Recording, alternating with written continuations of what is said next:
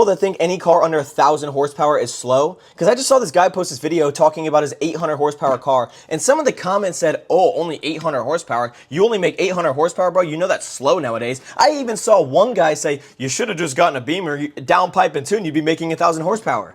Are we serious? I own a Okay, let me pause that right there. Let's talk about that for a second. 800 horsepower is a crazy amount of power for any car in the street.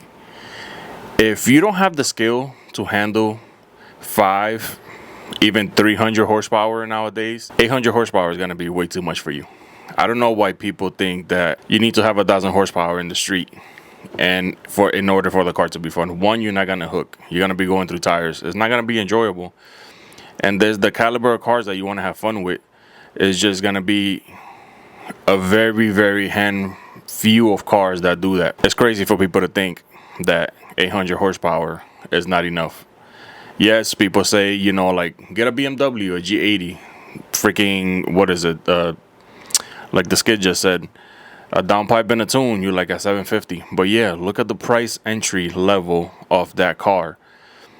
Don't think just because you're buying a BMW that is going to be cheap or easy. Like, for example, let's say you get an entry-level car. Okay, I own Z, so let's say you get a Z. It's what, like $13,000-$15,000.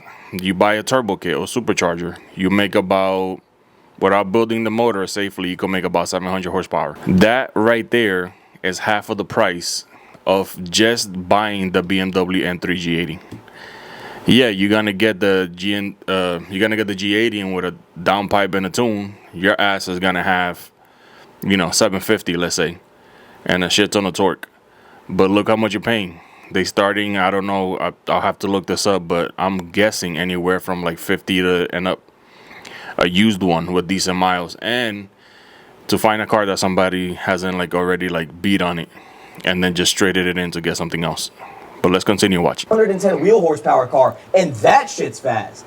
800 being slow? Either you drive 2,000 horsepower cars on the daily, or you don't have a car.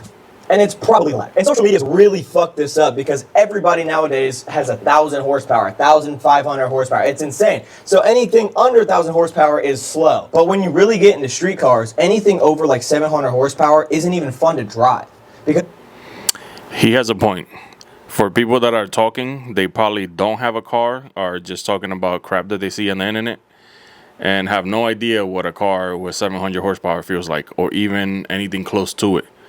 And they think just because their friend's granddaddy, mother, cousin has a car that has 1,000 horsepower, everybody needs to have one.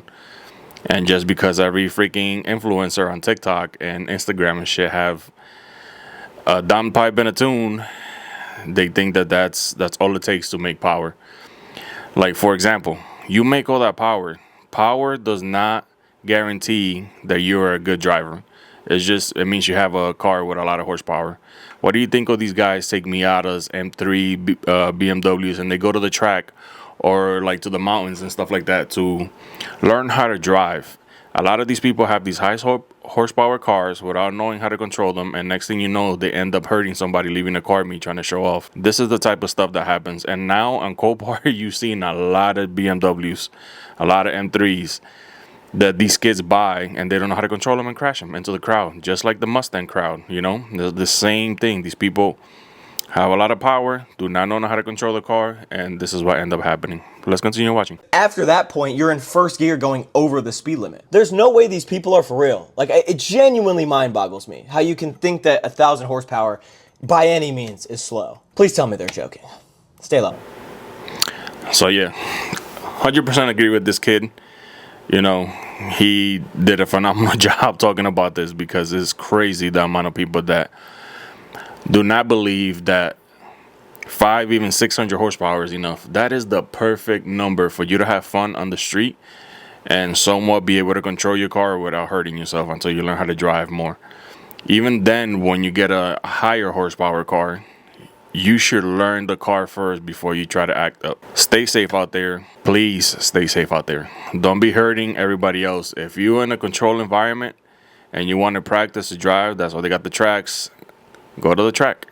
Find an empty parking lot. See what your car could do. See what's going to happen when it spins out. See what happens when you floor in second gear coming out of a turn or something and see what happens. But go to the track and you have a controlled environment. You're least likely not to hurt somebody for testing the limits of your car. So if you go to the track, just keep it safe. Or if you're gonna do it in the street, make sure you do it where there's nobody there.